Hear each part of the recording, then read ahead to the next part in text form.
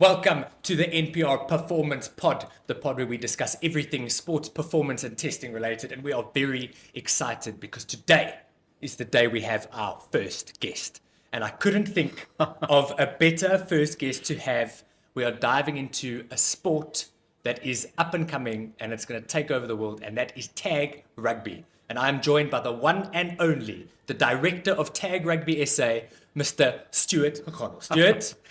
Lovely intro. Hey, did you enjoy that? At least we know that your guests are going to get better because I'm number one. No, you can only no. get better from here. It's all downhill from here. Stuart, thank you for joining us. Pleasure. Myself and you with ETA and NPR, we've worked together for many years now, and I'm very excited for the people who have subscribed and are tuning in. Subscribe, guys. Come on. To learn a bit more about tag rugby, and it is such a phenomenal sport. But before we get into the actual sport of tag rugby, I wanted to chat a bit about you, and we don't get much time to sit and talk together. Yeah. So what I wanted to know is, who is Stuart before tag rugby?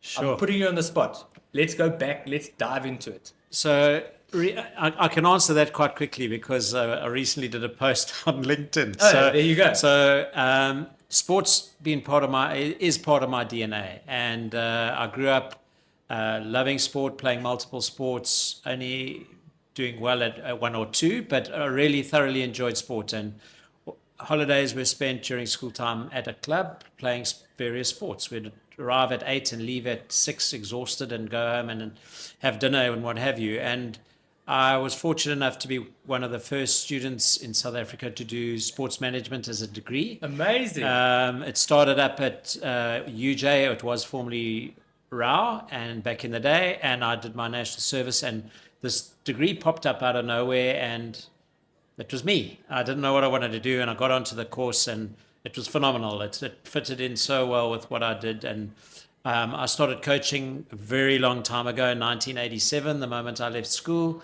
and I've coached various sports. And sport is, there's that famous quote that Nelson Mandela has made about sports and communities and countries and how it can galvanize people. And I truly believe that. And I've been involved in grassroots development sports since 1986, 87, and played various sports, coached various sports. And then a good friend of mine, Rob McDonald, had thought up this game, tag rugby. And I moved from Johannesburg to Cape Town in 1994. And Rob said, I had a warehouse with clothing. We were starting a company. He said, would you mind babysitting these ladies that are making tag rugby belts? And so he came up with the idea.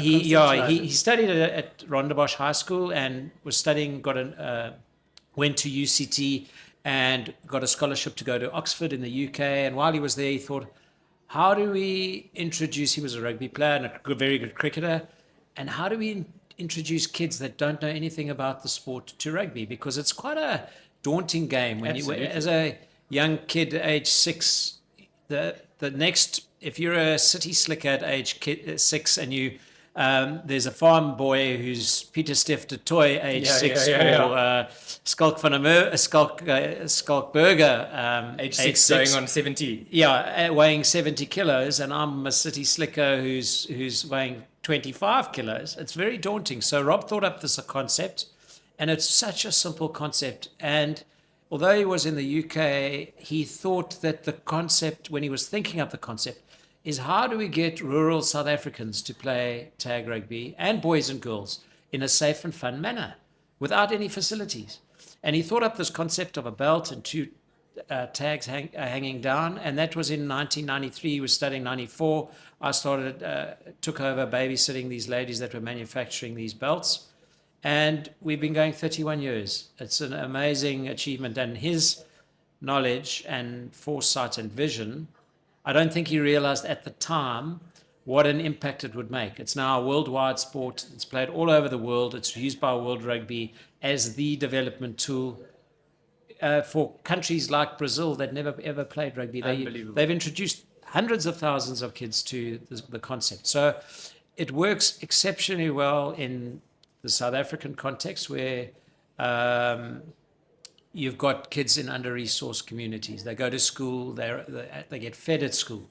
There aren't phys ed teachers at that school. There aren't coaches at the school. And tag rugby you put on a belt, you get an oval ball, and you run onto any surface, and you're playing sport for 45 minutes. You're forgetting about all your troubles, and you're just having fun with the ball. And so although tag is really focused on rugby, it's more about, and we'll discuss this a little bit further on in our discussion, it's more about getting kids to love physical activity, which is so important. And there's the pre-COVID focus and there's the post-COVID focus. And in South African schools, the pre and the post-COVID are now almost exactly the same, because the challenges that the resource school has with sport are immense post-COVID. So so I got involved with tag sort of early on. As I said, I love sport. Our kids have grown up playing sport. Sport is, as I said, part of my DNA.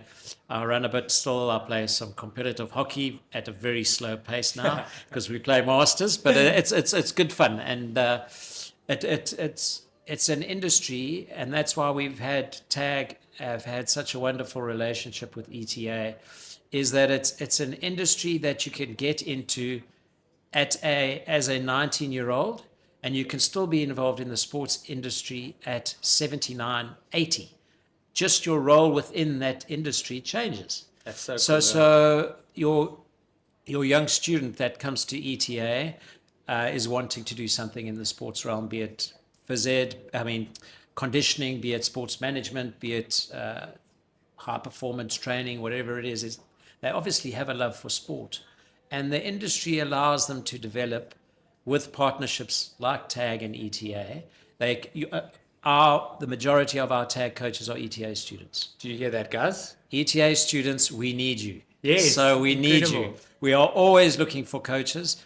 As you alluded to earlier, the game is growing as schools need physical activity, which we can talk about a little bit later. But there's always a need for coaches. And what a brilliant way to supplement your studies by getting some hands-on experience. There's no better way. Yeah, there isn't a better way. And you can, if you're coaching, you'll find out very quickly when you're coaching a 6 or 7-year-old whether you actually want to be a coach. Coaching adults is easy. Coaching 6 and 7-year-olds that have their own agenda. They're playing their own game. They're playing their own game. And it allows you to quickly see if you're studying the right thing, and do I want to switch from coaching to sports management or training or high performance. But the added thing is it provides you income. Yes. So a lot of your students have to do community service as part 100%. Of their, and generally that community service is unpaid. Tag Rugby, obviously, having been a student once upon a time, you need income. So we pay the coaches and give them the community hours. So it's a double whammy for them. You're going to have thousands of coaches after this chat. I hope so. ETA is an agile, forward-thinking, private higher education provider that prepares students for the ever-evolving world of work. Globally recognized in its specialist fields, ETA delivers academic excellence, innovation, and community impact to help students thrive in a complex professional landscape. With study options in sport, fitness, coaching, and management, ETA covers all corners of the sporting industry, preparing graduates for real-world success. ETA's purpose is to deliver future-fit education that empowers students with knowledge, skills, and a clear philosophy to guide their learning, careers, and lives. Guys, look for the information on this chat and get your ass over to Tag Rugby and get involved. All right, so what I want to know, Stuart, so you were there from the beginning of Tag. How did you come up with the concept? Obviously, was it touch rugby, but more structured? So what Rob thought of it, there wasn't a game at the time that was very close to rugby. So touch rugby has its benefits, but actually you're not focusing on the hips. No. So safety has become a huge issue in rugby because totally. It's such a contact sport. And Rob wanted to take the individual, as we spoke about, the 15-year-old, how does he learn to tackle properly? If he's running or trying to tackle Skulk Burger at age 6, weighing 60 kilos, he's never going to get it right because No. fear becomes such a huge factor. Absolutely. So with young boys and girls, if you're trying to teach them contact rugby from a start, they generally stand upright and they will tackle from an upright position. Try hug. Correct. Yeah. And the tackle height has now been dropped, and there are all sorts of safety laws which are brilliant for the game. But right from the outset, Rob thought, where do we want to tackle? We want to tackle between the hips and the knees. So how do we introduce these kids to the concept of tackling without tackling? So you lean forward and you pull a tag that is hanging from the hips off the hips. And then as your opponent is running into the gap, not over the player. So automatically you're teaching the attacker to run at the space, not at the face, which is what Rassie and all these brilliant coaches are doing now with the Springboks and other teams. And then you're getting the tackler to focus on the hips by pulling off the tag. When they then progress to a contact, to do tackle rugby and contact, they are already focusing on the hips because that's what they've done for 2 years playing tag. So you just say to them, right, instead of pulling off the tag, now you wrap your arms around the hip and you put your head on the right side and whatever, and it's very easy. So from novice to tackle rugby, the progression is easy, flawless, and it's easy for the coach to manage.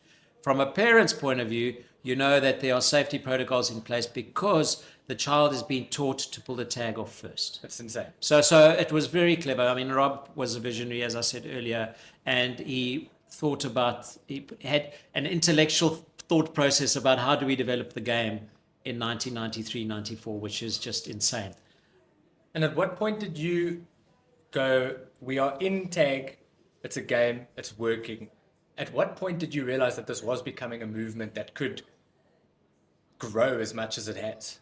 So I had been involved in development cricket for a long time while I was studying in Johannesburg. And the barriers to entry for hockey, cricket, netball, are quite high because you need facilities. You need a level field, you need a huge field if you're playing cricket, you need nets, etc.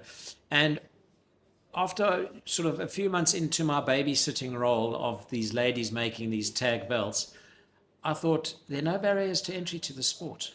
This is where development sport needs to be in South Africa, because you can do it on a beach, you can do it on a sand dune, you can do it on a car park, you can do it on an astroturf field, you can do it on a lovely grass field, you can do it anywhere. And what tag allows, and we've seen over the years, is it allows for a cross-cultural interaction that you wouldn't normally see in development sport. You'd have kids in a very resource-privileged school that are getting excellent coaching from a young age on a lovely field, and you have under-resourced children from an under-resourced community playing tag rugby, and they can play against one another because they're playing the same game, and coaching isn't key, because a good coach is generally will navigate to a school where they get paid well, and the under-resourced school is left with nothing. So our programs are very much about grassroots development sport and providing opportunities for under-resourced schools and children, but a big focus is about getting the resource school to play sport against the under-resourced school, because there's no barrier to entry, and it's purely about ability and skill, and there is so much skill. South Africa is blessed with skillful players, and we'll get on to NPR in a minute, but are skillful players across the board that just fall through the cracks because they're not given an opportunity. 100%. So tag's very much about opportunities and about hope. It's about creating an inspiration through our coaches and providing people in under-resourced communities where there's very little hope, to provide them hope, to say, let me give sport a go because I am talented, or let me join a club and I might not become a Springbok, but I can enter a network of sports people that I might get a job or might get to ETA, things like that. So it's a fantastic thing, and it was a light bulb moment a few months into me babysitting, and I thought, this is what South Africa needs. And the challenge that we've had, and you'll know because we've chatted about this many, many times, is a funding issue. Totally.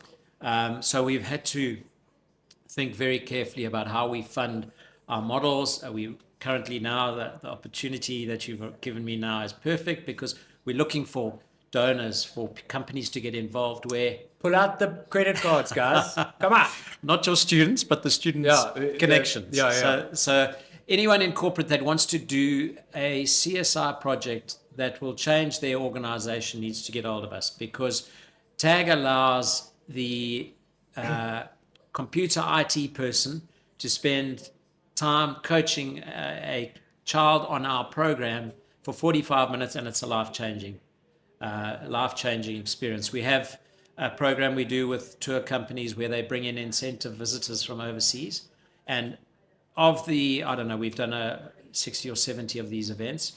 I would say 95% of them, the people don't even speak English. Crazy. And they are coaching and enjoying tag rugby with Xhosa-speaking kids in Langa just down the road. And it's sport that connects them. So it's just really, it's a wonderful concept that Rob thought up. And we've been privileged to be able to run with it for, excuse the pun, run with it for 31 years. But so we're kicking on now. We need to really up the ante and get good, solid donors and partners on board. It's about a partnership. It's like totally. Our partnership with ETA goes beyond your and my chatting 20 or 15 years ago, however long it was ago. It's now involving your students, and your students are getting opportunities through our networks to get jobs. And so Tag's always about hope, inspiration, opportunities, and partnerships. I know Tag Rugby, correct me if I'm wrong, but is now for the last little while backed by SARU.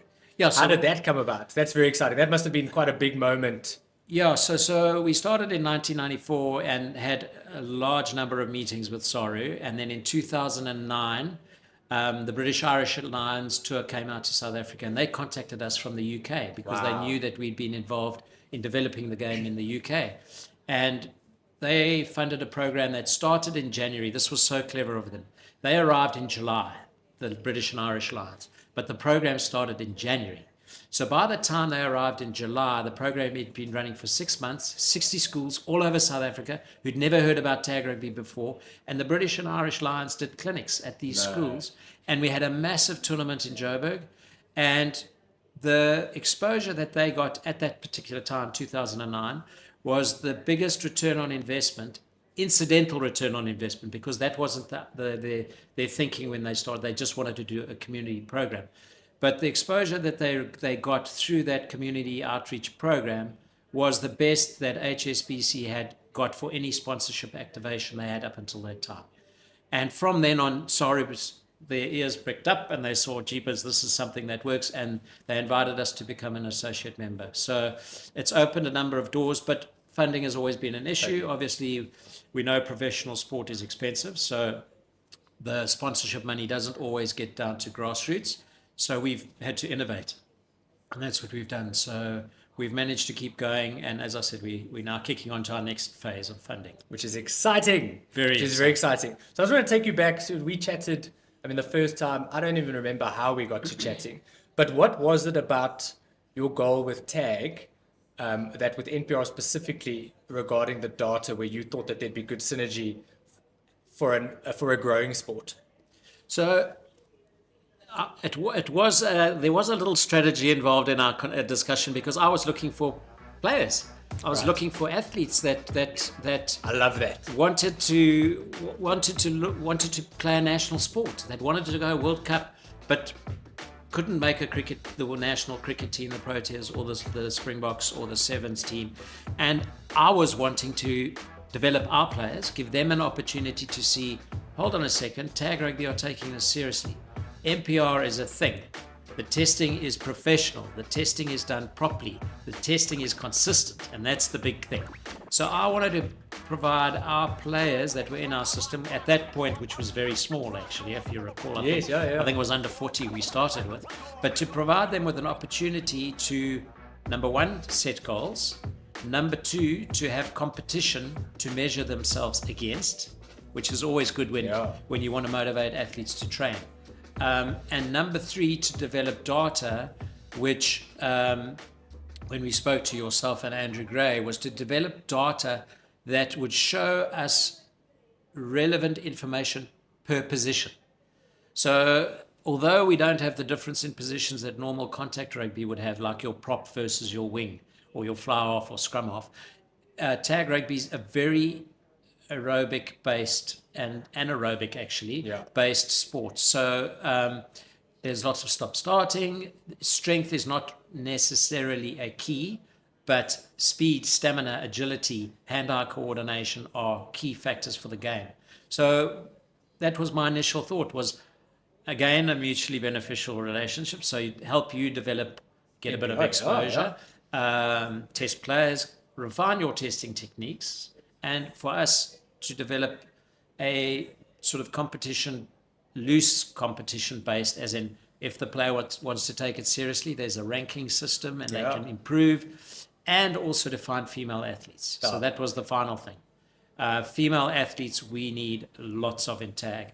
Rugby still has a bit of a stigma. It's changing as it's a male-dominated sport, but we're getting lady referees that are now officiating and doing very well, officiating internationals on males internationals. Yeah, the last international game was a female ref, which is amazing. And she's done very, very well. And all the players are very respectful. That's what I love. The attitude's gone. Yes, the attitude's gone. Thank you, ma'am. Yes. Sorry, ma'am. So NPR is an unbelievable vehicle, and I sort of saw the potential when we first chatted, and we hopefully will grow that and we are going to keep going. Great. And what I loved about it is, like you said, when we did our first test, it was very early on. Yeah. And we got to a point, I've got some stats here. We won't read out what the results are, but I can just look and I can just bring up some names and I can go, the best accelerating athlete that you have is a Ratio Award. The fastest over 10 and 40 meters was Ethan Rogers. And I remember that being, if you see the time, it's actually quite crazy. The agility, Ricardo Lynx did an agility T-test that was quicker than most people I've seen. So the athletes are coming in. It's just interesting to have that data. And when you guys receive that data, did it influence decisions on who to play? I know in tag rugby there's a lot of rotation, who to keep on for how long.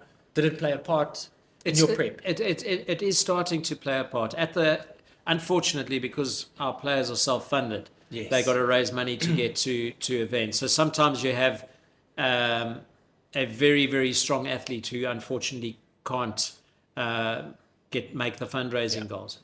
That being said, that was in 2018. In our last 3 overseas trips, we've never left a player behind, which is just insane. And I mean, it's just a collective team effort, and it's the ethos of the organization. You guys are doing fundraising yourselves, So the players do fundraisings. We assist with fundraising as well. But if just the attitude of some of the players, they reach their fundraising goal, they carry on fundraising for their mate to get their mate on the plane, and that's sort of like family community stuff. I'm getting goosebumps because it just shows how much it means to people and the players to get their friends on the guys that have made the team to the events. So I think as we progress and the game grows, the information from NPR is going to become more and more relevant and important, actually, because internationally, I think we're one of maybe 2 countries that are doing this sort of testing per position. Other countries, they select and off they go. Totally. And in other countries, they have a vast pool of players to select from. So scientific testing isn't really that critical. Totally. Whereas where you have a small pool, you've got to be a little more picky and choosy, and you need to create an environment that is competitive, and the likes of Ethan and those sort of players will not become a target, but people will aspire to be as good as they do. Yeah. So that's what we say with NPR. Take the guesswork out of coaching. That's our slogan, and that's what we try to do. That's brilliant. Yeah. I mean, that is the way sport is going. That's exactly it. 100%. In the past, there was a lot of guesswork. Totally. I just want to go back to what you said about the female rugby players and how amazing it is. So when we test, we've got we test the men's team and then we test a mixed team. Yes. Which is also something that I don't know if there's any other sport. I mean, there's a tennis mixed and mixed rugby. It's fantastic. How did that? Is there a female team at the moment? Yes. So actually, we've grown to have a female team. Amazing. So the coach is Natasha Hofmeister. She is an absolute legend. She's been to, I think it's 2 contact World Cups. She's played SA sevens. She's coaching in the contact setup, and she's played our mixed open team, and she's one of the fittest players between the boys and the girls, men and female, should I say, not boys and girls. But so the game is expanding. In the last 18 months, our numbers of lady players has doubled. And we're getting more younger entrants, which is good because they're seeing the sport as a sport that they can develop in. So testing is key, and we've got a lot of schoolgirl rugby players that have made the national setup, so it bodes well. And so testing is going to take a lot of the guesswork out of a lot of the coaching decisions. And as they say in the classic, stats don't lie. 100%. So what I want to take the guesswork out of coaching, but what I also want to do is I don't want to take the guesswork out of fitness. Love that. So a player that thinks they're fit generally are not fit. Totally. So there are one or two players, Carl Coffey Sanders, he works extremely hard at his fitness. 100%. And if he says he's fit, the chances are he is fit. But we've seen historically, if we leave fitness, and I've seen it in the teams that I've been selected for at a master's level in sport, if you leave fitness to the player, it very seldom gets done. Do I go for a run? Oh no, it's raining. Nah, let's leave it for today. But if we're doing this regular testing, and we do out of competition testing, pre-event testing, and maybe post-event testing, the stats don't lie. So I want to get to a point in tag where there's a minimum fitness requirement. We do the NPR testing before teams are selected. We do it when teams are selected. We do it 6 months out. So you've got some work before the next World Cup in October and 2026 in Australia. And if you're not fit, you get dropped. And when the pool grows big enough, that's one of the goals that NPR has. If you could test all around the country and go, these are the standards that you need to be to make the mixed team, and this is what it is. And if you don't make it, sorry. Exactly. Next. Yeah. Exactly. So it and what we're also trying to very hard to not enforce it. We want it to become a culture at Tag, is that the men's team are not the Rolls-Royce team. Every team is the Rolls-Royce team. So if you're playing in the men's open or the mixed open, your fitness levels are going to be appropriate, but it's not because you are unfit you're going to play in the mixed open team if you're a male, or you're a female and you're not fit enough for the women's open, you're going to go to the mixed open. It's not going to be like that. This is the minimum for that position, and I alluded to that earlier. We want position-specific data. So if you want to play on the wing, or if you want to play a dummy half, this is what's required of you, and you need to work at it. It's not just a given that you're going to slot into a team. 100%. Stuart, in knowing that I was going to chat to you, obviously went and you want to get your facts in order and stuff, and there's someone who comes up again and again, and especially when we speak about the women's involvement, and that is the incredible Mariska. Yes. Can you tell us just a bit about her? I mean, I had, every time that we tested you guys, such an amazing human being, so positive. Just a little bit about her and the impact that she left on Tag Rugby. So, yeah, I mean, those viewers that don't know, she tragically took her life on the 30th of April, 2024. So I'm going to get a bit emotional, sorry. So, but Mariska was one of the people that embraced everything about Tag. She was the mother. She was at the time when we did the first World Cup, we were going to take a mixed team, and this was in 2015, I think. It was 2015. And the mixed team fell apart. They didn't do their fundraising. Mariska said, sod it.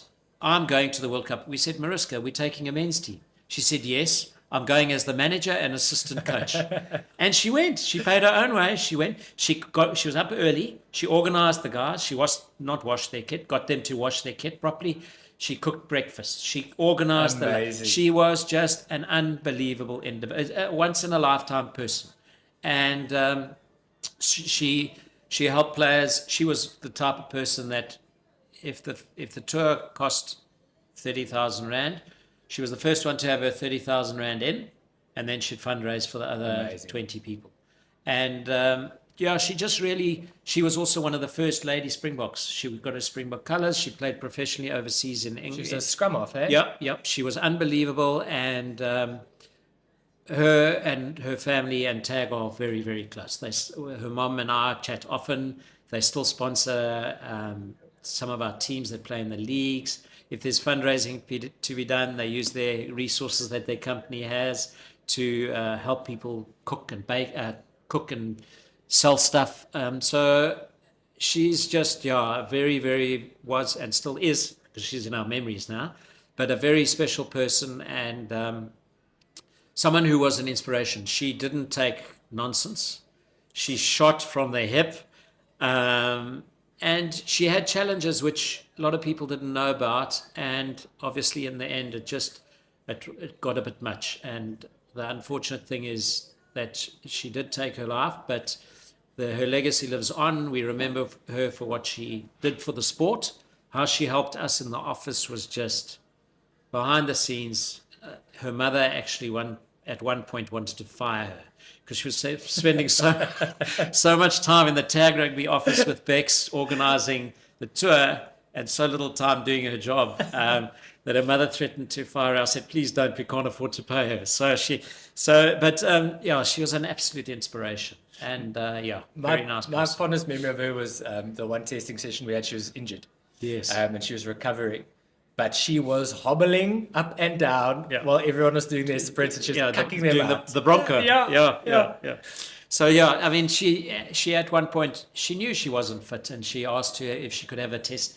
I think it wasn't that one. It was she had a groin problem, and she wanted to do the testing on her own because she knew she would be so bad. But she didn't not want to do the testing because she was injured. No. She just didn't want to do it in public, and that's the type of person she was. Everyone else was getting tested, but she still wanted to be tested, knowing full well that she would have not performed.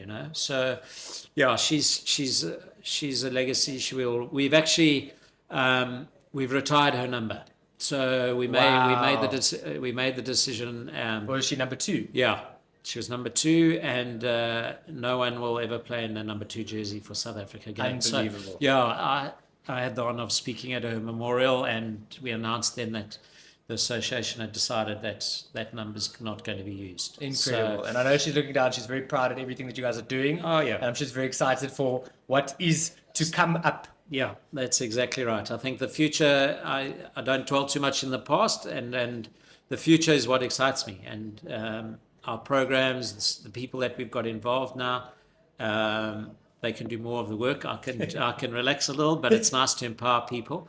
But the exciting thing is about who we're talking to, the partnerships we have. How do we use ETA students more? What opportunities we run? We run the Tag Premier League, which is our draft league. The first people to run the event were ETA students. And that's how we found Ethan Rogers. Yeah.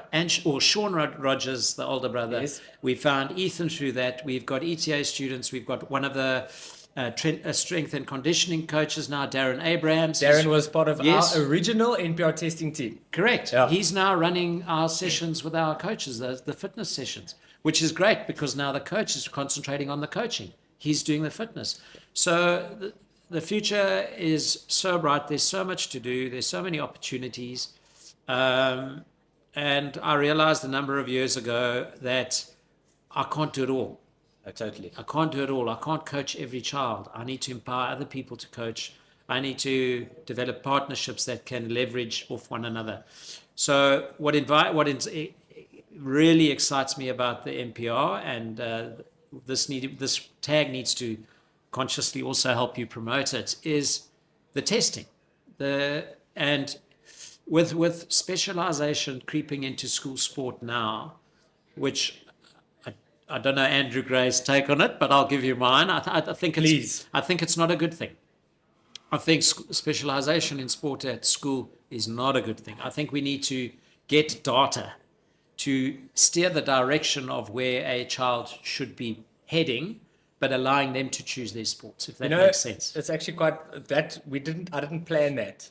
One of our first episodes was us actually debating specialization in school sports. Yeah. And the data actually points to what you're saying, where it's actually better for students to be diverse. Absolutely. And do as much as possible and be as functional as possible. And something like a tag rugby is exactly what that would be. Yeah, I had a meet.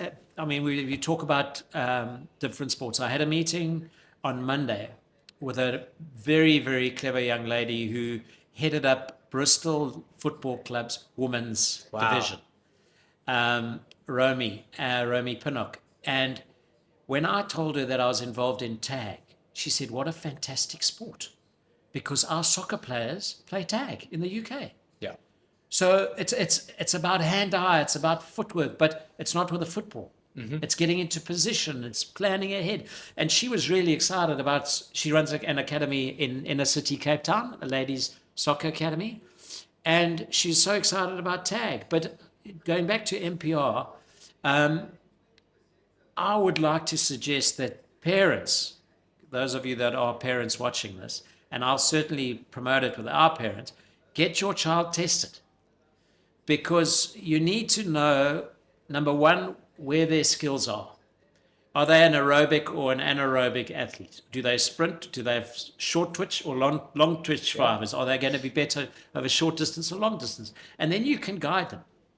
And you can drop them in at a hockey practice or a rugby practice or a cricket practice or squash or tennis or, those sorts of things, or golf even. But to say that because I played rugby or I played cricket or I played hockey, my son or daughter is going to do the same. It doesn't work like that. It doesn't work like that, because then helicopter parent comes in and I'm living my lack of success on the sports field through my children. And the research knows, I mean, you're into research, you and Andrew, and the research shows that in the US, most of the kids before the age of 13 give up sport because of the ride home afterwards. Yeah. Not because of the sport, but because of the interrogation. Did you win? What did you do? How many touchdowns did you score? Your coach is a fool. This is what they should be doing. I'm going to speak to the headmaster. And that's what the environment off the field is, what scares the kids and leads them to give up. And NPR testing will allow them to realize, and the parents to realize, where they should be enjoying and then focusing, rather than focusing and hoping for the enjoyment, if that makes sense. 100%. Okay. 100%. Stuart, looking forward. 2026 World Cup, that's the goal. That's what you're working towards at the moment. Yes, so we've had our Tag Premier League in a couple of months back. We've selected our squads to allow the players to fundraise. So we've got 18 months to fundraise rather than 6 months. It's in October 2026. Come on, guys. So follow the Tag social media handles. There'll be events. We've got an exciting event coming up on Heritage Day, which we're going to hopefully be hosting here at Western Province Cricket Club. Brilliant. I have a meeting later with them. No pressure, but that'll allow, and we're speaking to some really, really nice sponsors. Well, you know what we're going to do? We're just going to boost this post between Tag and ETA. Absolutely. And they're not going to have a choice. Basically, we're just going to bully everyone into just throwing all the money at Tag. So there's going to be some fun superstars that are legends of sport coming down. We're excited about the potential sponsor. We had a meeting with them. They're an international brand, so in the sports leisure area, so ties in with your ETA students and your MPRs and the parents of them. And they must just look out for opportunities. Our teams are working hard. They've started their fitness training. We're going to do some NPR testing in the coming month or two, and really, really encourage people to get involved in the game. I think socially, South Africans are very intense people. Competitive is the word that springs to mind.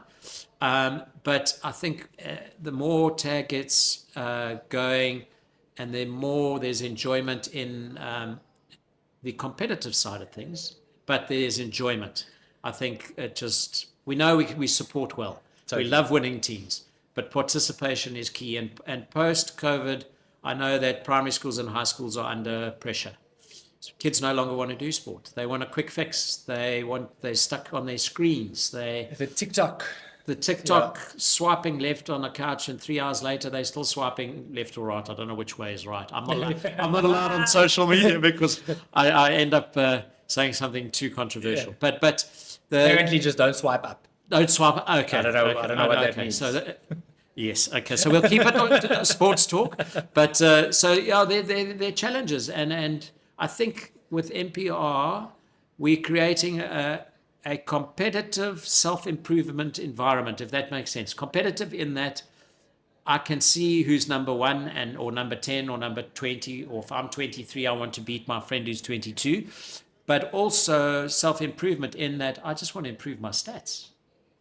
And I always say this when we're dealing with young sportsmen and being a parent, is that our success as parents is not if they make the first team at school, because sport is almost forced upon our kids at school. They have to do a summer, they have to do a winter.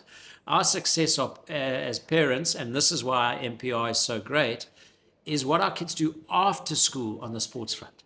Have we created an environment from age 6 to age 17 where they actually love sport, where they're at varsity and no one's telling them to go to a lecture, no one's telling them to go to the gym, no one's telling them to sign up for a sports club or even to keep fit? If we manage to, as parents, have created a situation where our kids love sport and do it naturally, then we've succeeded. It's not about the level that they're playing at. It's about the love of sport and activity. And if we've done that, then we are successful as parents.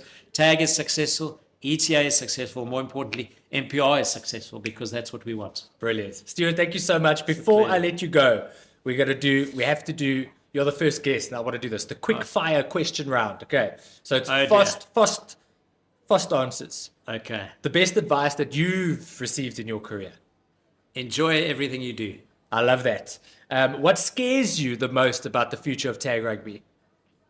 Not getting the funding to fulfill the dream. Fix that, guys. Okay, and then the last one, the final whistle blows. What do you want Stuart's legacy to be? For people to say he really loves sport and he's left a legacy of millions of people who've got involved in sport. Stuart, thank you so much. Guys, if you liked what you saw today, please like and subscribe. Check out for any information on Tag Rugby SA. Share it. Send it to the rich people you know. I'm going to do the same. And let's get Tag Rugby. It's already off the ground. It's international. But let's send it into the next planet. Thank you so much, Stuart. Thanks for chatting. We'll chat to you soon. See you for testing. Yes, lovely. Not me, but the athletes. No. Cheers, Stuart. Thank you. Pleasure.